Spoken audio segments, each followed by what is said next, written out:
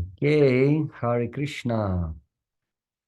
So the last time we were talking about, you're talking about the punishment of Ashvatthama.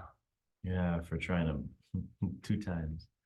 He tried to, actually now we are going to hear about the second time, but yes, he tried to release the Brahmastra and he did release it. Yeah, he released it and Arjuna took care of it. So basically it was, he tried to save his life, and in a sense he managed to save his life. Krishna asked Arjuna to kill Ashwatthama and not to kill him at the same time. And Arjuna, by using his intelligence of a devotee, understood immediately what's the idea of Krishna and acted accordingly. And now, in the next chapter, we'll see what's happening after that. So this is chapter 8. Chapter is called Prayers by Queen Kunti and Parikshit Saved. So we'll read what's happening, what is the end of this story with Ashwatthama. And then we are going to look at few of the amazing prayers of Queen Kunti. This is a part of Bhagavatam that Srila Prabhupada really spoke elaborately. And that's why we understand these are very important prayers. And of course, we know Srila Prabhupada, he has this book, The Teachings of Queen Kunti, Prayers of Queen Kunti, sorry, which is basically the classes that he gave from these verses, they make it into a book. So like that. Om Namo Bhagavate Vasudevaya. Om Namo Bhagavate Vasudevaya. Om Namo Bhagavate Vasudevaya. So Pandavas, together with their wife Draupadi and Krishna and some of the seniors of the Kuru dynasty, they go to perform a certain ceremonies at the end of the battle because so many people killed. Relatives, brothers from both sides were killed, so they go to perform special duties for them. Hare Krishna. Hare Krishna. Welcome. You want one of these big chairs or one of these? It's okay. It's fine.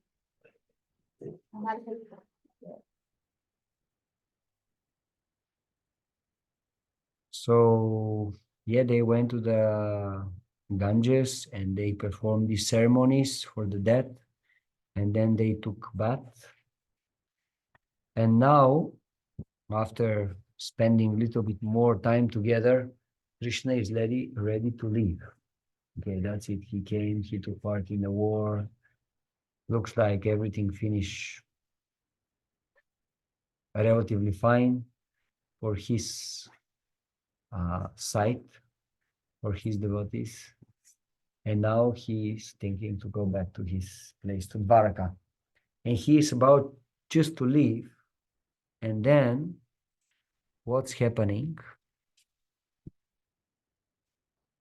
Suddenly, someone comes there running. As soon as this is text 8, chapter 8, Bhagavatam. As soon as he seated himself on the chariot to start for Dvaraka, he saw Uttara hurrying toward him in fear. Uttara is the wife of Abhimanyu, correct. And Abhimanyu is son of Arjuna, correct.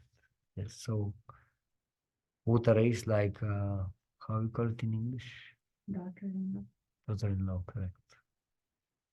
Of Arjuna, and she is the mother of Parikshit, correct. So she comes and she says, text 9, Pahi Pahi Mahayogin Deva Deva Jagatpate Nanyam Tvat Abhayam Pashye Yatra Mrityu Parasparam. Uttara said, O Lord of the Lords, Deva Deva, Lord of the universe, Jagatpate, you are the greatest of mystics, Mahayogin. Please protect me, Pahi Pahi. Please protect me. For there is no one else who can save me from the clutches of death in this world of duality. So she takes shelter. Sri Prabhupada is saying in the purport, this material world is the world of duality in contrast with the oneness of the absolute realm. The world of duality is composed of matter and spirit, whereas the absolute world is complete spirit without any tinge of the material qualities. In the dual world, everyone is falsely trying to become the master of the world, whereas in the absolute world, the Lord is the absolute Lord, and all others are his absolute servitors. In the world of duality, everyone is envious of all others, and that is inevitable due to the dual existence of matter and spirit. The Lord is the only shelter of fearlessness for the surrendered soul. One cannot save himself from the cruel hands of death in the material world without having surrendered himself at the lotus feet of the Lord. So yeah, Uttara, she is asking for the protection of Krishna. She continues, "Oh my Lord, you are all-powerful. A fiery iron arrow is coming towards me fast. My Lord, let it burn me personally if you so desire, but please do not let it burn the abort my embryo. Please do me this favor, my Lord." So she is taking shelter of Krishna. This is very important because, as one spiritual master explained, we could say this is like the first pastime that is happening on the pages of Bhagavatam. I mean, we can say the first pastime was conversation between Narada Muni and Vyasadeva.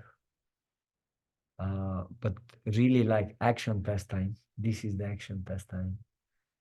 And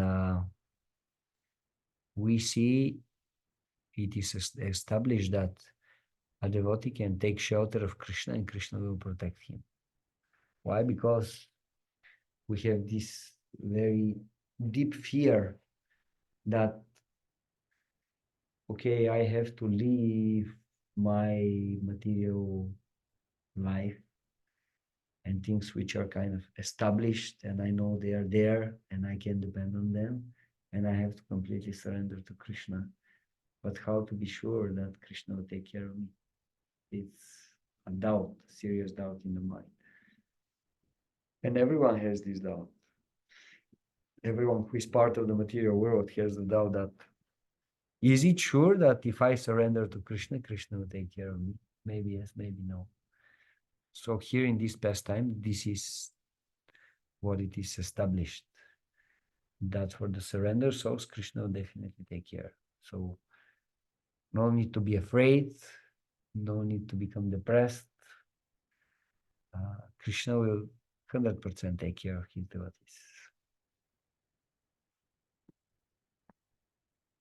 So then, Krishna, who is very affectionate for his devotees, immediately understood what's the problem. Immediately he started action without losing any time. So here Krishna is called in text 11. Krishna is called Bhagavan Bhakta Vatsala. This is very important name of Krishna, Bhakta Vatsala. What is the meaning of Bhakta Vatsala? Who knows? Very loving, yes, and he is the And Yes. there was one thing, he's willing to break rules for his devotees. Yes. So affectionate, so loving to his devotees, he's ready to do anything and everything to take care of them, to protect them.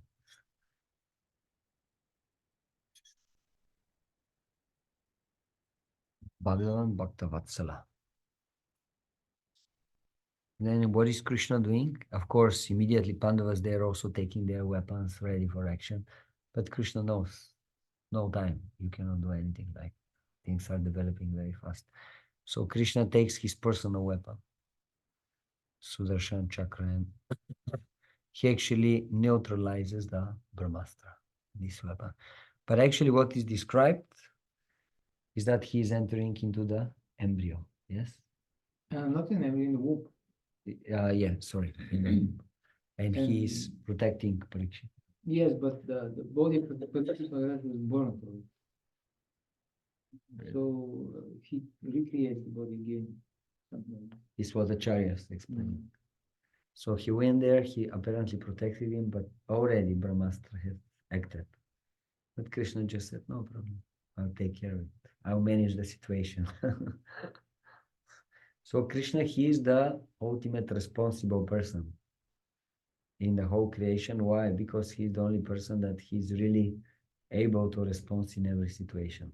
No one else can really respond in every situation. Some situations we can, but some situations it will be difficult to respond. Yeah, to respond. So in this situation, actually, we see that Krishna is taking care. There is another pastime when Krishna went with the cowboys to the bank of Yamuna, and they were very thirsty and they drank water, but the water was already poisoned by Kalya. And suddenly the cowboys, they fell down dead. And again, Krishna had to do something. He immediately brought them back to life. So Krishna, he can do all these kind of amazing things. Another pastime, all the cowboys, they enter into the mouth of this huge demon, Agasura. They were already in his belly. And again, Krishna just took them, brought them back, took care of them. So for Krishna, it's not problem to do something like that. But the point is, he dealt with the situation and he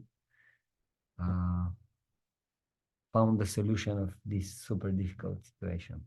And at the end, everybody was like happy and everyone was happy. You notice they don't ever ask for anything outright. They always make a prayer of it. I think Prabhupada did the same when he came off the boat. He made that whole poem. I noticed that it's like they don't just say, hey, help me. They make a prayer and then they make their request for protection. Yes, it's very interesting. In the previous verse, Uttara was praying, my Lord, let this weapon burn me personally, if you so desire. So if that's your desire, okay, let the weapon act on me, no problem. But please do not let it burn and abort my embryo. Please do me this favor, my Lord. This is how she prays. So basically, she doesn't ask anything for herself, although apparently looks like she's also in this dangerous situation, but she's ready to accept the will of the Lord. But then for Parikshit, because he is the last descendant of the whole dynasty, so she is asking Krishna for this favor to save him.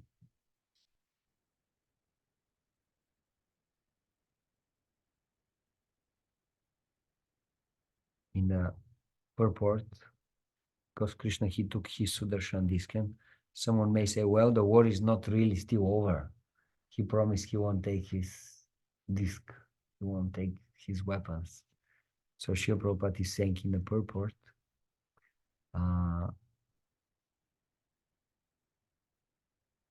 this is the purport to text 13. The Pandavas were 100% dependent on the protection of the Lord, although they were all great warriors themselves. But the Lord neglects even the greatest warriors and also vanquishes them in no time. When the Lord saw that there was no time for the Pandavas to counteract the Brahmastra of Ashwatthama, he took up his weapon even at the risk of breaking his own vow. Although the battle of Kurukshetra was almost finished, still, according to his vow, he should not have taken up his own weapon. But the emergency was more important than the vow. He is better known as the Bhakta Vatsala, or the lover of his devotee, and thus he prefers to continue as Bhakta Vatsala than to be a worldly moralist who never break his solemn vow. That's very Krishna, although he's following so many rules and regulations, although basically he's establishing all the rules, all the laws in the whole universe, but when it comes to the relationship with his devotees, he doesn't care. He doesn't care. He doesn't care even for his personal prestige and reputation. Why? Because his relationship with his devotees are more important. One more time. He prefers to continue as Bhakta Vatsala than to be a worldly moralist who never break his solemn vow. Very important. Like double powerful. If we offend his devotee, then it's like just as strong negative reaction. Because if he loves his devotee that much, it also means if someone does anything to harm his devotee, He will act seriously. yeah, Yes, he doesn't like this. That's why we are mentioning previous time that in Mahabharata, I think it was in Mahabharata, Krishna is saying, whoever hates Pandavas hates me. He takes it personally. It's like, okay, you are against them. Well, I'm with them. So that means you are against me. He takes it in this way, very personally. It's not impersonal at all. It's very, very personal. So then anyway, situation was dealt with. Krishna took care of everything. And then everyone was very relaxed. And then Queen Kunti came and started praying to Krishna.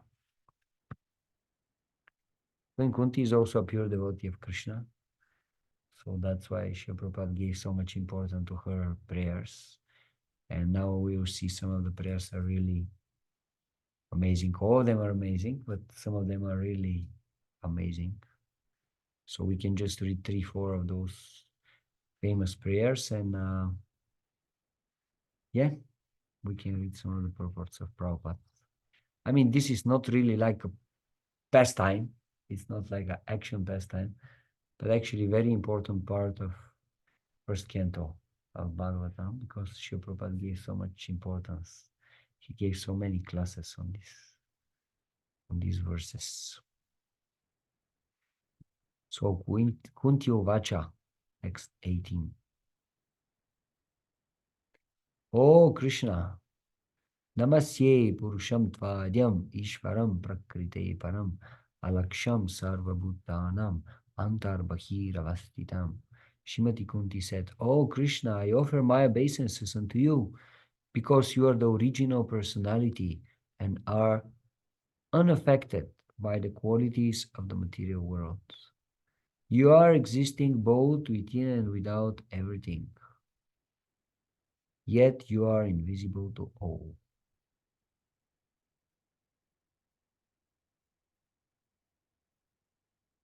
Being beyond the range of limited sense perception, you are the eternally irreproachable factor covered by the curtain of deluding energy. You are invisible to the foolish observer, exactly as an actor dressed as a player is not recognized.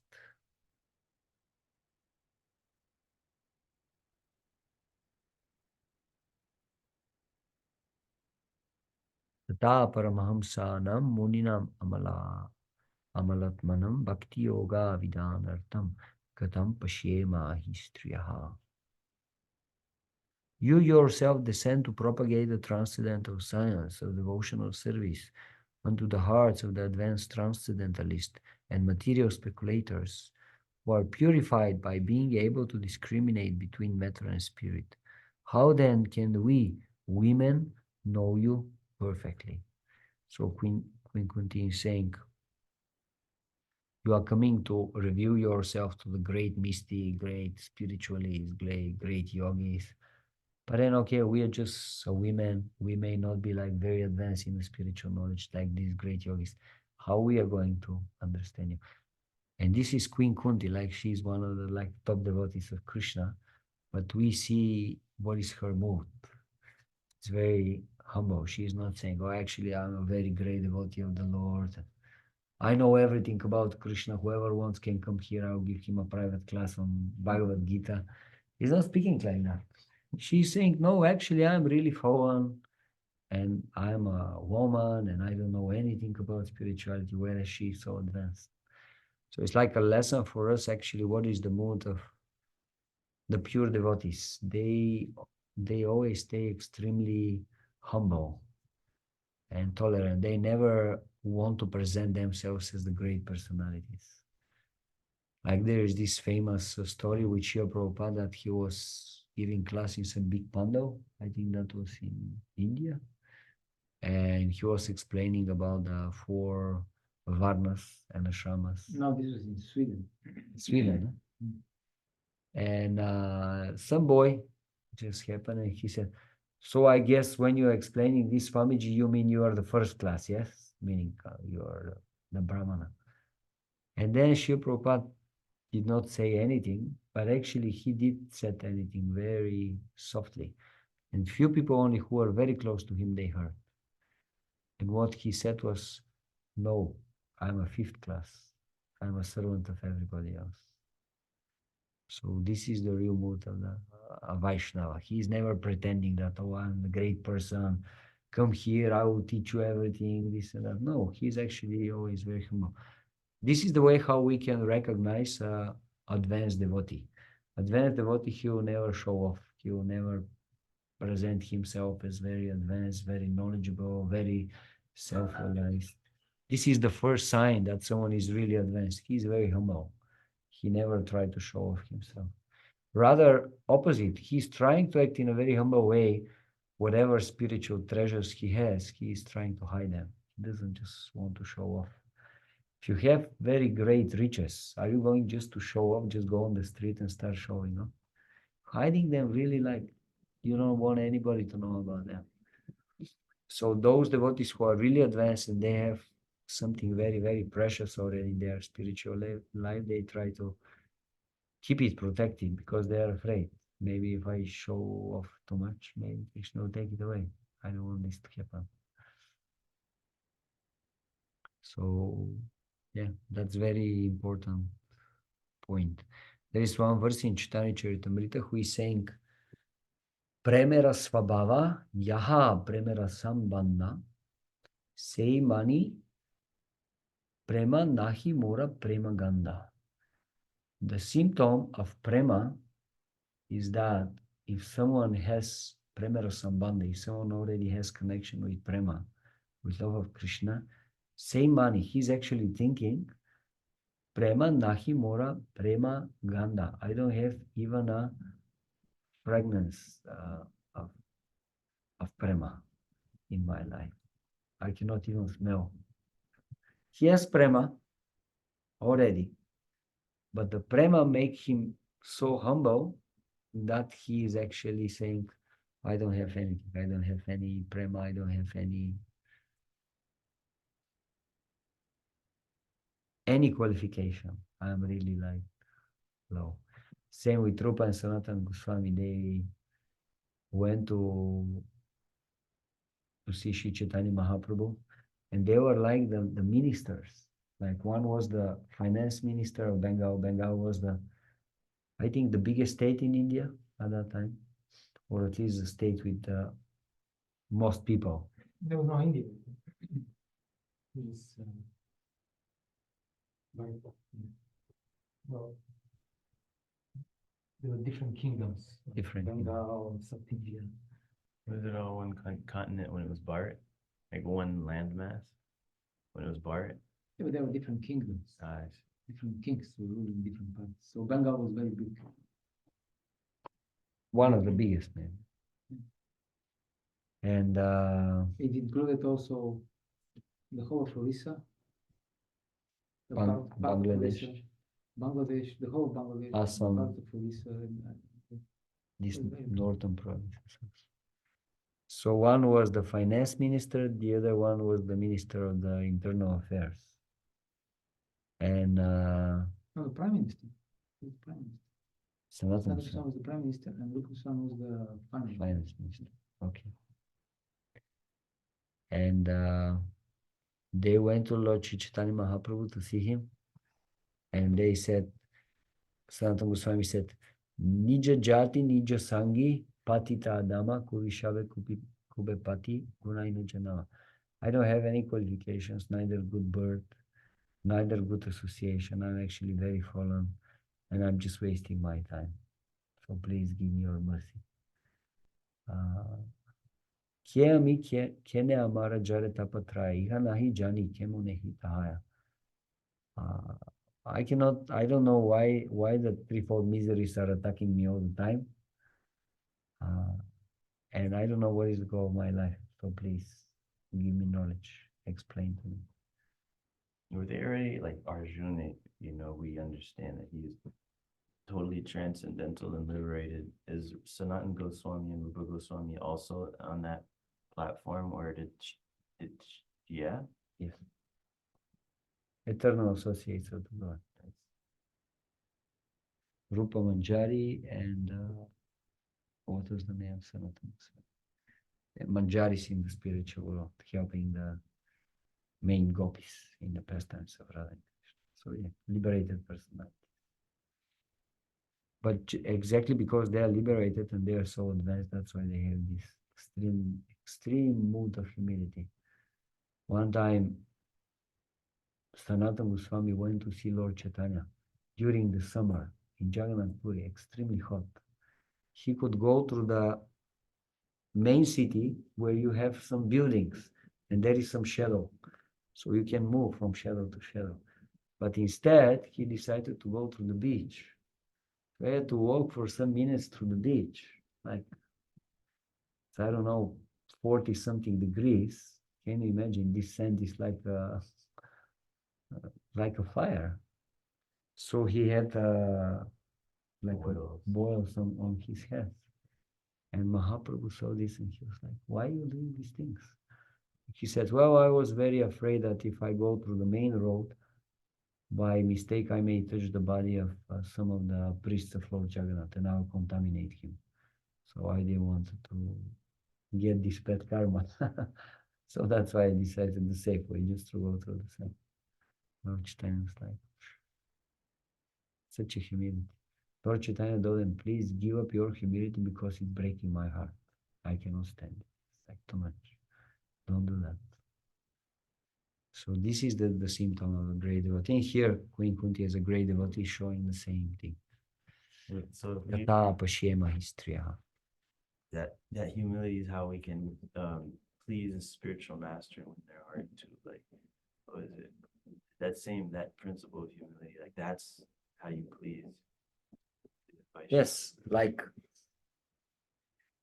if someone is not at all qualified and is not humble, okay. If someone is not qualified but is humble, okay, that's his qualification. But if someone is super qualified and he's humble, wow, that's very attractive. So it attracts the mercy of the spiritual master. It attracts lots of mercy. The next verse is a very famous prayer. Krishnaya Vasudevaya Devaki Nandanaya Cha Nanda Gopa Kumaraya Govindaya Namo Namaha.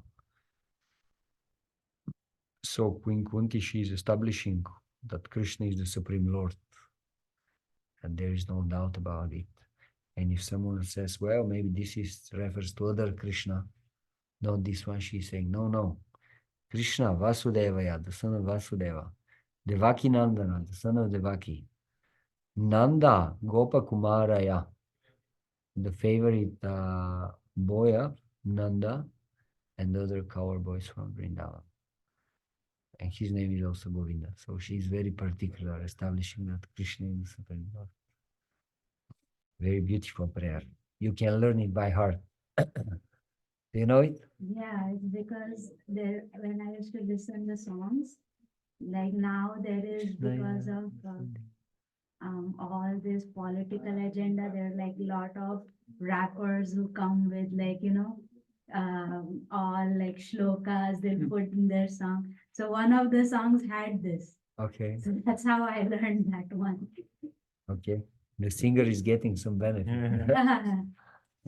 Very nice. The next verse is also very beautiful and easy to learn. Namo pankajjanabhaya, namo pankajjamaline, nama pankajjanetraya, namaste pankajangraye. My respectful obeisances are unto you, O Lord, whose abdomen is marked with the depression like a lotus flower, who are always decorated with garlands of lotus flowers, whose glance is as cool as the lotus, and whose feet are engraved with lotuses. So Pankajanabhaya means whose abdomen is with the shape of lotus, or from which abdomen is coming lotus. And Pankajamaline, who is wearing garland made from lotuses. Namo Pankajanetraya. Here Srila Prabhupada is translating is whose glance is as cool as the lotus. Also it can mean who has like lotus-like eyes. Pankajanetraya. Namaste Pankaja Angraya. And whose feet are engraved with lotuses. So Krishna, one of the marks on his feet are is lotus.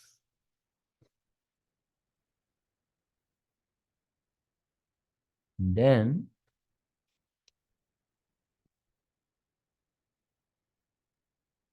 she's very grateful how Krishna saved them in so many difficult situations, because Pandavas, they really had to suffer.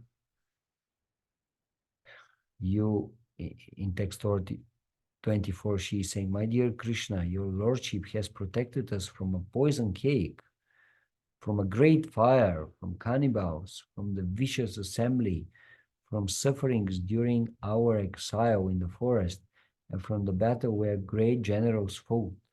And now you have saved us from the weapon of Ashwatthama. So many times again and again you're coming and you're saving us. We are so grateful. But then, amazingly, in the next verse, she is saying, Vipada santuta shashvat tatra tatra jagad guru bhavato darshanam yatsyat apunar bhava darshanam. I wish that all those calamities would happen again and again, so that we could see you again and again. For seeing you means that we will no longer see repeated births and death. So she's saying, well, thank you for saving us, but actually, maybe we prefer such kind of situations to continue in our life, because we know if they're happening, you'll come and protect us again and again. And then we'll be able to remember you. We'll be able to sing you and remembering you. So maybe just we don't mind if the things continue happening in the same way. Now we are not so great devotees. We don't pray for this. We don't pray calamities to come and again in our life. Once, I was in Florida, we were doing like dancing Harinam. And I met one devotee and I was like distributing the books and whatnot. And all my friends, they were leaving. And I was like telling them, like, wait for me. And they just left. And I had no phone on me. I had like no, like purse, nothing on me. And I was like, where do I go? I have no idea. And I was like, why is this happening to me? Why does this happen to me? I was just like so upset. But luckily someone came by. Yeah. So basically, we are not such great devotees. We don't want bad things to happen in our life. But if something bad happened, we try to see it as a mercy of the Lord, as a mercy of Krishna.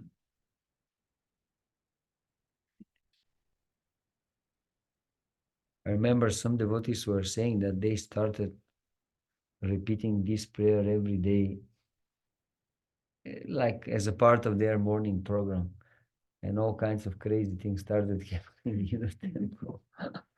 And then they figured it out, oh, wait a minute, maybe we have to change something here. So they stopped offering this prayer to the deities. But the point is, it shows how a pure devotee, for him, there is something more important than becoming relief from suffering. For him, the most important thing is to be able always to stay in connection with Krishna.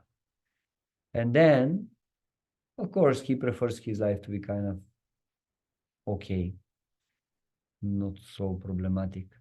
But then, if he has to put these two and choose one of them, he would rather choose to have Krishna and have problems in his life than have very easy life, but not remembering Krishna. A pure devotee, he will always choose Krishna alternative. It's more like she prefers to have a turbulent life, but to be with Krishna, than to have a peaceful life, but to be without Krishna. This is the choice she's making with this prayer. It's not so much that she invites calamities in the world. It's not about calamities, it's about Krishna. It's about Krishna. And this is the price that Krishna stays with them. They have a difficult life, she's ready to take. Difficult life with meaning versus an easy life with no meaning. Correct.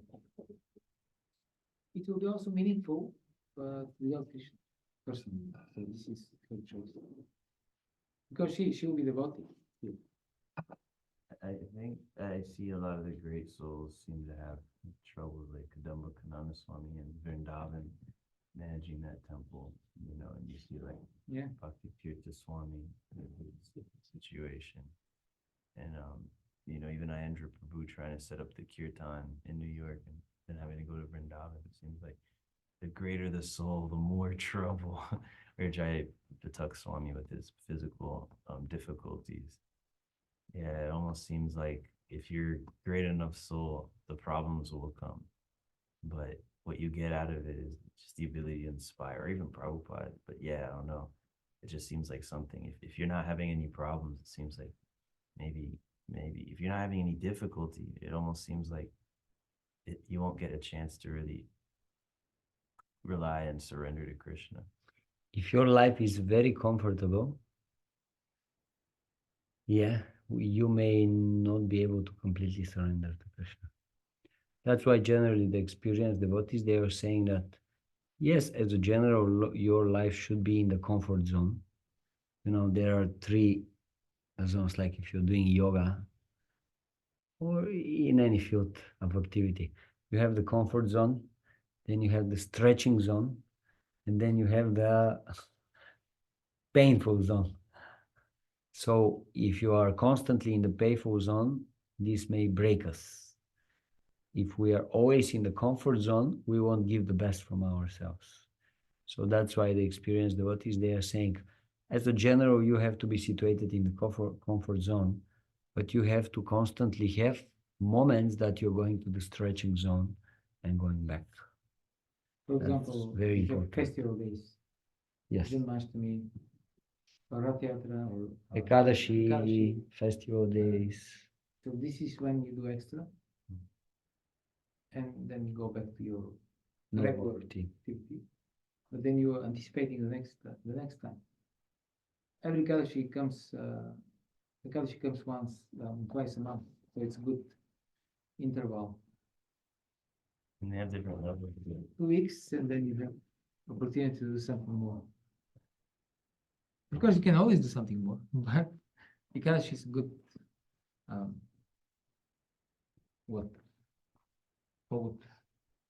Yeah, it's a good occasion. good reason to surrender yourself. Like Rath Yatra. Everybody knows when the Rath Yatra comes, okay. 2 weeks before Rath Yatra, the show starts and that's it. And you have to surrender.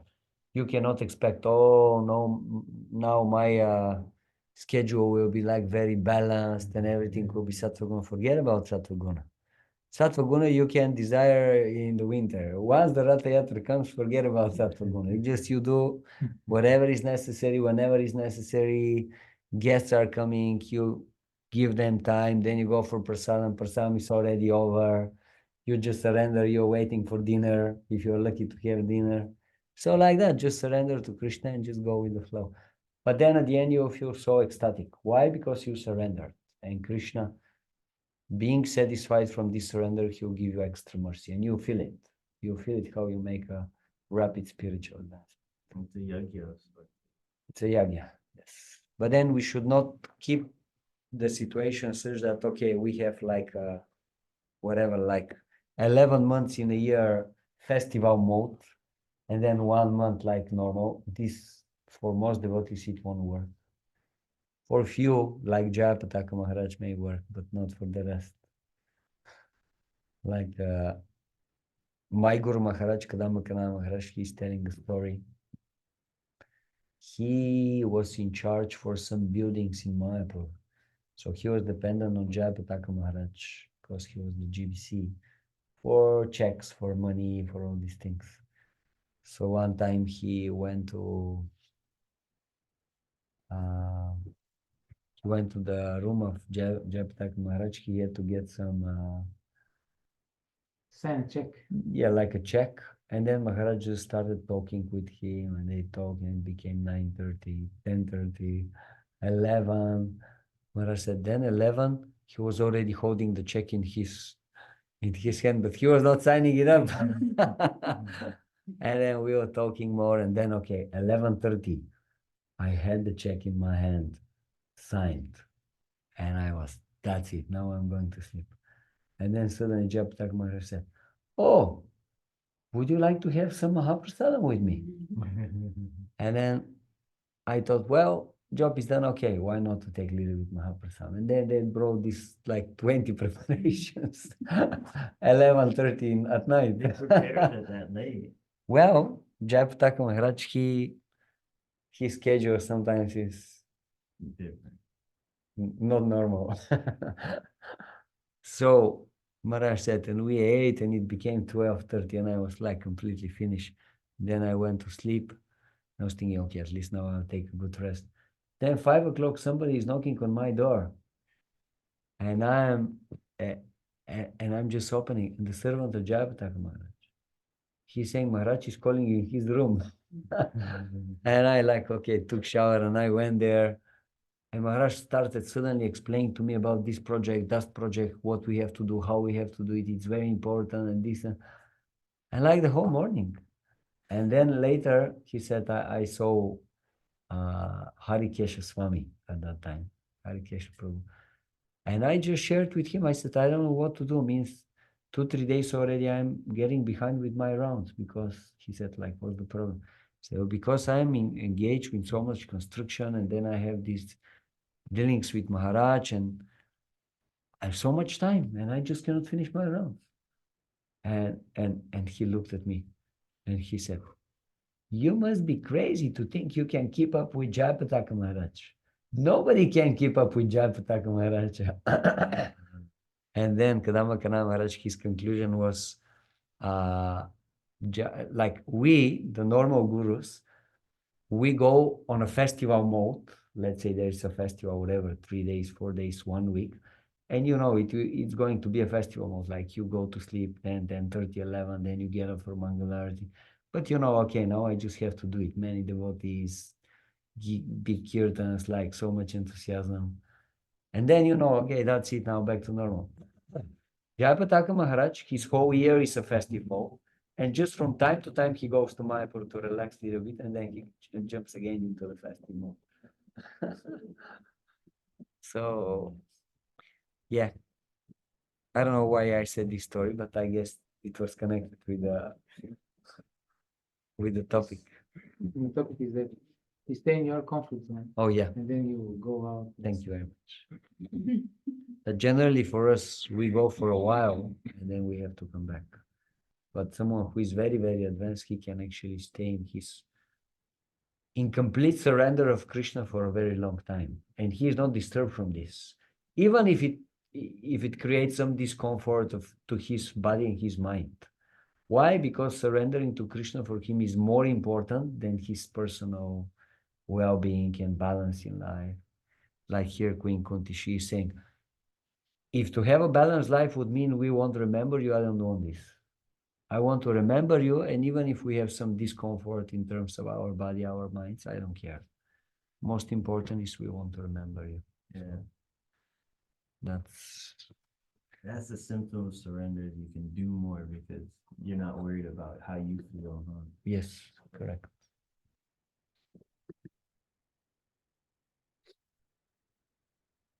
Okay. So then the next verse is very, very important verse. Maybe we can ask, I'll read the verse and Phil will read the purport. Janma Ishvarya Shruta Shribi Edamana Madapuman Naivarhati Abidatum Vai Tam Akinchana Gocharam. My lord, your lordship can easily be approached, but only by those who are materially exhausted. One who is on the path of material progress, trying to improve himself with respectable parentage, great opulence, high education, and bodily beauty, cannot approach you with sincere feelings. Being materially advanced means taking birth in an aristocratic family and possessing great wealth, an education, and attractive personal beauty. All materialistic men are mad after possessing all these material opulences, and this is known as the advancement of material civilization. But the result is that by possessing all these material assets, one becomes artificially puffed up, intoxicated by such temporary possessions. Consequently, such materially puffed up persons are incapable of uttering the holy name of the Lord by addressing him feelingly, O Govinda, O Krishna. It is said in the Shastras that by once uttering the holy name of the Lord, the sinner gets rid of a quantity of sins that he is unable to commit. Such is the power of uttering the holy name of the Lord. There is not the least exaggeration in this statement. Actually, the Lord's holy name has such powerful potency. But there's a quality to such utterances also. It depends on the quality of feeling. A helpless man can feelingly utter the holy name of the Lord, whereas a man who utters the same holy name in great material satisfaction cannot be so sincere. A materially puffed up person may utter the holy name of the Lord occasionally, but he is incapable of uttering the name in quality. Therefore, the four principles of material advancement, namely 1, high parentage, 2, good wealth, 3, high education, and 4, attractive beauty, are, so to speak, disqualifications for progress on the path of spiritual advancement. The material covering of the pure spirit soul is an external feature, as much as fever is an external feature of the unhealthy body. The general process is to decrease the degree of the fever and not to aggravate it by maltreatment. Sometimes it is seen that spiritually advanced persons become materially impoverished. This is no discouragement. On the other hand, such impoverishment is a good sign as much as the falling of temperature is a good sign. The principle of life should be to decrease the degree of material intoxication, which leads one to be more and more illusioned about the aim of life. Grossly illusioned persons are quite unfit for entrance into the kingdom of God. Haribo. It's one of the really amazing purports of Srila Prabhupada. Yeah, it's interesting because there are many people who say that having material wealth is a symptom of the mercy of God. And actually, this is the criteria. I call them televangelists, these people. They're quite popular in America, Australia. So that's what they say. That's their point. If you are pure devotee, if you're a saintly person, you must be rich. If you're poor, If you attract the mercy of God, God will make you rich. this is God's mercy, because God wants His people to enjoy in this world, right? That we can say, yeah, Like, in a sense, this is true because Krishna wanted the Pandavas to rule, therefore it was the whole Kurukshetra war. At the same time, even in their scripture, it is said that it is more probable that a camel will go through the middle Year. than a rich man to go to heaven. It's right there in their scripture. So obviously, you cannot take it just one side of it, of the story. You have to know the full story. And this is the here in this verse, Queen Kunti gives us the true situation, the true position. It is very difficult because out of these four, Jan Vishwa Shuta should be out of these four, money, riches, as Narada Muni explains, I believe in 7th canto, is the most bewildering and creates madness in the mind of the conditioned soul. So, as Sri Prabhupada explains, it is not so. It is practically impossible for a person who is materialistically well-to-do to approach the Lord with sincerity. At the same time, we have many examples of pure devotees who are very wealthy, right? Just like the Pandavas, just like Maharaja Marisha, and so many others. Janaka Maharaj, the father of Sita Devi, Dasharatha, the father of Lord Ramachandra, they were all fabulously rich. They were emperors. We have on one side, Pundarika Vidyanidhi. yes, It's a classical example. yes, Because they thought he is actually not a spiritual person exactly because he was very rich, he was dressed so wealthy. So Yeah. Kadadhar Pandit, he thought actually he is just imposter. He is not a real spiritual. he was doubtful. So Krishna consciousness, Srimad Bhagavatam gives us this full understanding of reality. The human life is meant to be contradictory. There are so many contradictions, and we have to see through these contradictions. It's apparent contradictions. They're not contradictions, but appears to be contradiction. So this is one example. If we make assumptions, we can make offense big time. We really have to humble. All of it. Easier said than done. Sometimes it's so bewildering. And I saw about what's that? The Babaji and Bhaktisiddhanta's time. Throw his deity in the water because they were misbehaving and throw rocks at people. Yeah. It's like, you know, they throw a rock at me. I'm like, hey, go to church. What's your problem? What's your problem, man? I thought you should be happy if you're a spiritual guy. It's a spiritual stone. It It is. touches your body, you become Krishna Maybe. Prema. Like Nityananda kicking Prabhuji in the chest, and he said, I'm so grateful you touched me with your lotus feet. It's like that's how Shivananda Sena said, yes, because you're my master and I'm a servant, now you accept it as your servant. And you He said to who? To Nityananda. Shivananda Sena. Shivananda Sena told Nityananda. He was happy that he was accepted as a servant because this is how sometimes the master treats the servant by punishing him. So he was very happy. These are inconceivable things. Oh, I gotta go. Like 8, 8 o'clock. You're Yeah. giving the class? No, not today. 7:30, and then at 8 o'clock they do the class. So it's like back to back. Oh, 2 There. classes. They're animals. Thank you. So we will just read again some parts of this purport because it's very important. Purport.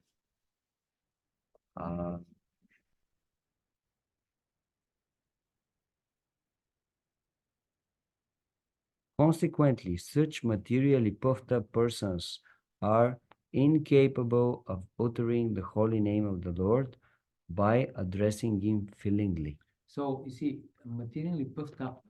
It doesn't say it's wealthy. It says materially puffed up, which means they are puffed up, Yeah, but the idea is that because you are wealthy, that's why you become puffed up. right? But some wealthy people, they don't become puffed up, Yes, and they're pure devotee. So there is a subtle difference. subtleties, Yeah. nuances. So the idea is that because of their wealth, they cannot feelingly approach Krishna. It is said in the Shastras by once uttering the holy name of the Lord, the sinner gets rid of a quantity of sins that he is unable to commit. Such is the power of uttering the holy name of the Lord. There is no the least exaggeration in this statement. Actually, the Lord's holy name has such powerful potency, but there is a quality to such utterances also. It depends on the quality of feeling. So the holy name has this potency, but the devotee should really approach sincerely the holy name. And then the holy name can constantly relieve him from all reactions of all his sinful activities from the past. Actually, there is a quality of such utterances. It depends on the quality of feeling. A helpless man can feelingly utter the holy name of the Lord, whereas a man who utters the same holy name in great material satisfaction cannot be so sincere. This is illustrated in the story of Jamila. The Vishnudutas explained that Jamila is sinless because he helplessly chanted the holy name of the Lord. He didn't mean the Lord, but he was very in a helpless condition, and there was no offense. You can say that he was definitely materially exhausted at that moment. Srila Prabhupada said that he was even kicked out of his house by his wife. This is what Prabhupada told Hans Rupa personally. Have you heard this? So Jamila was not in his house when this happened. Oh, yeah. And because his wife kicked him out, he could not provide anymore. So she kicked him out, and then he was staying somewhere outside. And therefore, he could remember the name of his son, not the name of his wife, because she was not kind to him. So therefore, this was also the mercy of the Lord. Otherwise, he would remember his wife, and then everything will be spoiled. And another criteria is in Ramayana, it is stated that one should not have plan B. I surrender to Krishna, but if something happens, if something doesn't work, I have plan B, second plan. So no other plans besides this one. It's another requirement. Depending on Krishna. Yes. Sorry.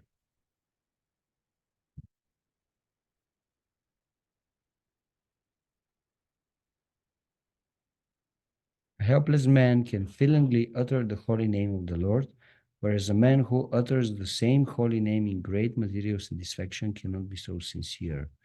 A materially puffed up person may utter the holy name of the Lord occasionally. So sometimes they may say Hare Krishna occasionally, but he is incapable of uttering the name in quality. Therefore, the principles of material advancement, namely high parentage, good wealth, high education, and attractive beauty are, so to speak, disqualifications for progress on the path of spiritual advancement. So, in other words, if your shelter is in your wealth, or your shelter is in your beauty, or in your knowledge, why you have to take shelter in Krishna? You may take partially, sometimes a little bit shelter, but your real shelter won't be Krishna. Because you have on what to depend. Oh, I have a big bank balance. I have a big house. I know so many influential people. They can always help me. Why to approach Krishna? That's why Srila Prabhupada is saying someone who is very much well-to-do materially, most probably he won't ask Krishna with sincerity for shelter. Now, Pandava said that there are pure devotees who are very, very rich, but because they took already complete shelter in Krishna, although they are very rich, it doesn't matter. Their only shelter is Krishna. They may have wealth, they may not have. They may be beautiful, they may not be beautiful. It doesn't matter for them. So that's why the quality of their utterances of the holy name is on a different level. But for the normal people, the moment they are a little bit more well-to-do, materially, immediately, their shelter becomes something else, not Krishna himself. Okay, so that's some amazing things that Srila Prabhupada is saying. And that's why he's saying, if someone has a temperature, generally you have to decrease the temperature so that he becomes healthy. And if you are increasing it, that means he is making more money, he's becoming more beautiful, he's More getting successful. more successful materially, most probably, because his temperature is going high. He won't remember Krishna. He won't surrender. He won't advance in This spiritual. is what Sudama Vipra said on the way back from Dvarka. He told that Krishna didn't give me any wealth because he knew that if I become wealthy, I'll forget him. That's what he told. Hare Krishna. Hare Krishna. Okay, so that's very nice verse. And the next verse is saying, Namo Kinchana Vitaya. You're the wealth of those who are materially impoverished. And again, here, materially impoverished, we understand it means someone who, even if he has wealth, he is not attached to it. Because as Pandava Prabhu said, some devotees, they may have wealth, but they are not attached to it. They are ready every moment to give it, to sacrifice it for Krishna. So this is a person who is akinchana vitaya, non-attached to any riches, to any wealth. Krishna becomes the richest as such a person. Then we have another beautiful prayers. They are long prayers.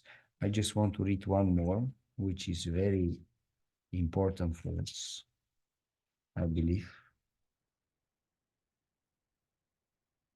Today I was listening to the lecture of Amrendra Prabhu, and he was mentioning Prabhupada had a godbrother, Krishna Das, and he was like that always. I mean, he would like chant 24 hours, and then that's it. And his Guru Maharaj, Bhaktisiddhanta Swami, he took the care of his like everything, all his needs. He was completely surrendered and chanting, yes. Correct. Sri Prabhupada said that he was very advanced. Krishna Das Babaji. No, Excuse me. his name was only Krishna Das, but Prabhupada would call him Akinchana Gochara Krishna Das. Okay. Okay. Okay, and another verse from the prayers of Queen Kunti, which is very famous and amazing, is verse 42. Tvayi me ananya vishaya matir madhupate sakrit ratim udvahatat ada gange uvaogam udanvati. Gange vaogam udanvati. O Lord of Madhu, as the Ganges forever flows to the sea without hindrance, let my attraction be constantly drawn unto you without being diverted to anyone else.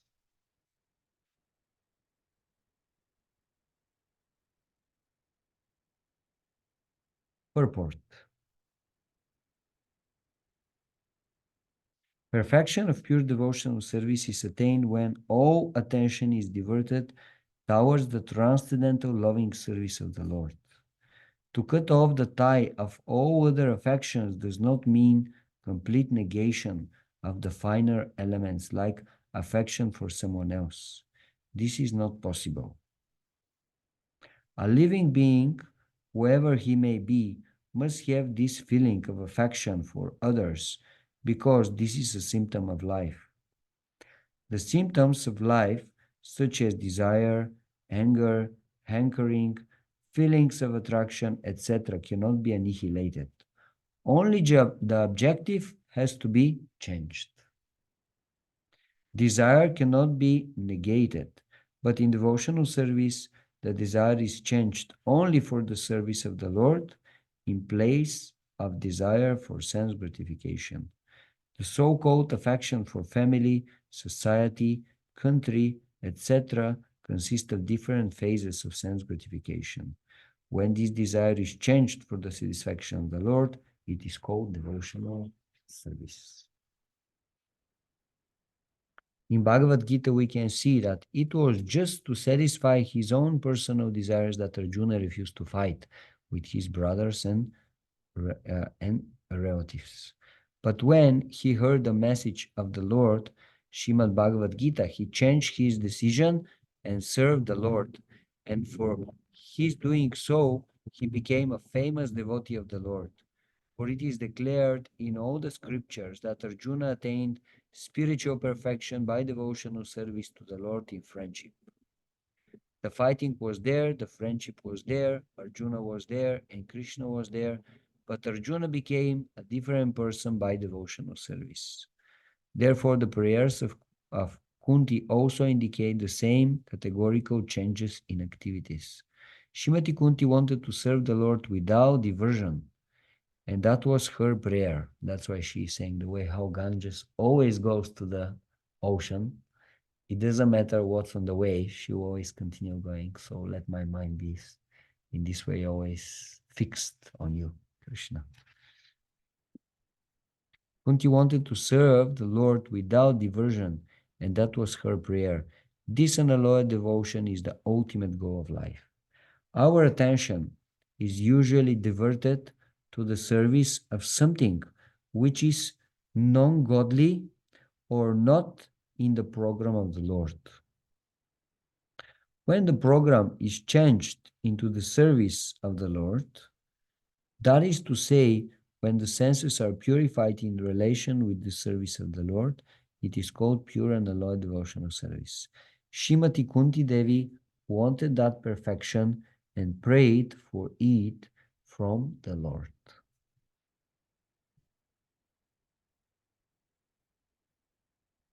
So like that, this is the pure unalloyed devotion of Srimati Kunti Devi. I want only you, Krishna, and I don't want anything to diverse my attention to anything else. Very exemplary prayer. We can also learn this prayer and repeat it in front of Krishna to become enthusiastic. It's 42. And the two other verses that we read were 21, 22, Krishna Vasudevaya. What's the chapter 8th chapter. 8? 21, 22, and then 25 and 26, and now 42. Okay, now after the prayers of Queen Kunti, the Lord, thus hearing the prayers of Kunti Devi composed in choice words for his glorification, mildly smiled. That smile was unenchanting as his mystic power. So that was the answer. He just smiled and accepted all the prayers. Thus, accepting the prayers of Srimati Kunti Devi, the Lord subsequently informed other ladies of his departure by entering the palace of Hastinapura.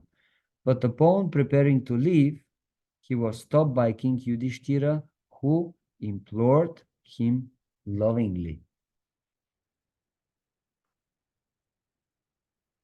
Purport: no one could make Lord Krishna stay at Hastinapura when he decided to start for Dwaraka. But the simple request of King Yudhishthira that the Lord remain there for a few days more was immediately effective. This signifies that the power of King Yudhishthira was loving affection, which the Lord could not deny.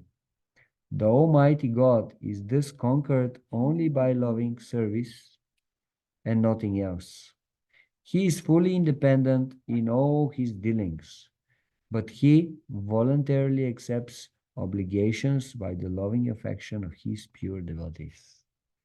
So Krishna was just about to start, like everything is ready, chariot is ready, he's ready. And suddenly King Yudhishthira comes and says, no, my dear Lord Krishna, you have to stay at least a few more days. And then just because of this strong affection, he's saying, okay, he changes immediately his plans, okay, everything. Chariot, go back, I'm going, everything. Such a amazing relationship. So this is the standard for relationship between the devotees also. This means devotional relationship. When the devotee comes and asks you for something, you are ready to change your plan, your idea, so that you satisfy the other person. This means devotional service. This means loving relationships. So from the Shastras, we are getting an example of how we should be. In our practical spiritual life is not always like that. Generally, even in the realm of devotional service, we have our very firm plan. Already I fixed my mind what I'm supposed to do and what I want to do and what is most important. And someone comes and asks me for something else, little bit like whatever. Can you help me to bring this box from here? Prabhu, I have something very important to do.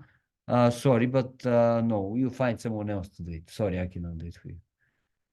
So it's a different mood, a very big difference between what we are saying here.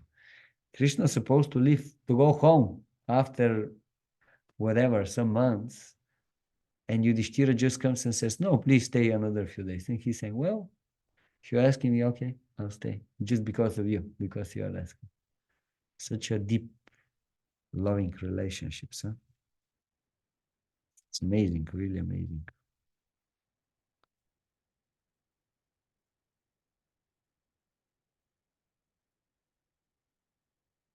And yeah, and then we come to the next story, which will be related on the pages of Bhagavatam, which is basically that King Yudhishthira, after going through all this killing and this huge war, he was having this very deep feeling of guilt that actually all these like millions of soldiers, they died because of me, because I had to stay on the throne. Well, Duryodhana could stay on the throne and all these people wouldn't die. But because I had to stay on the throne, actually so many innocent people died. So he's taking it in this way, just because he's a very good person with very soft heart. And now Krishna tried to convince him that this is not true. Shiva Vyasadeva tried to convince him that this is not true. Other great sages, and still it was not completely effective.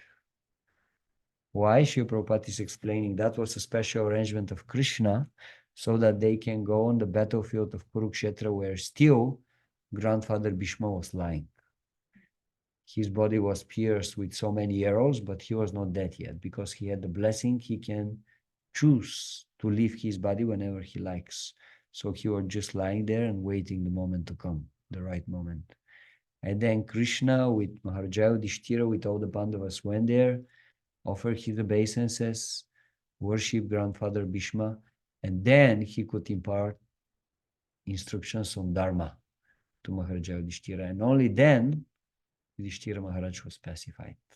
So that was another arrangement of Krishna just to make his devotee glorious again, to show how the power that the devotee has is even greater than his power. Because Bhishma Dev managed to do something that Krishna apparently couldn't do, couldn't relieve Yudhishthira Maharaj from his depression. So this is what's happening in the next chapter, and there are amazing instructions of Bhishma Dev. We won't go through this, but it's also very amazing and very powerful part of Srimad Bhagavatam. Hare Krishna, dear devotees. Do you have something to add, something to ask, some reflections?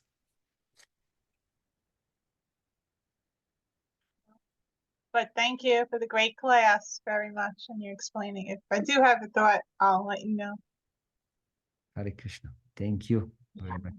I see we have someone else who is listening. I'm not sure who is that, but whoever he is, thank you very much for joining our Bhagavatam Sangha. And Oh, he attended the temple, but he moved. okay, And then I happened to be talking to him, was it last night? And I don't think we talked on the phone once before years ago when we had the same train to Gita Nagari. So happened the Amtrak, they let me know someone else going from New York City. So yeah, I sent him the link last night and Guavo, he made it. Welcome. Hare Jai. Krishna. Thank you, Gaurav. Hare Thank you, Krishna. Mataji. Hare Krishna. Grantara Srimad Bhagavatam ki Jai. Srila Prabhupada ki Jai. Samaveta Bhakta Vrinda ki Yeah. Nitai Gaura Premanande.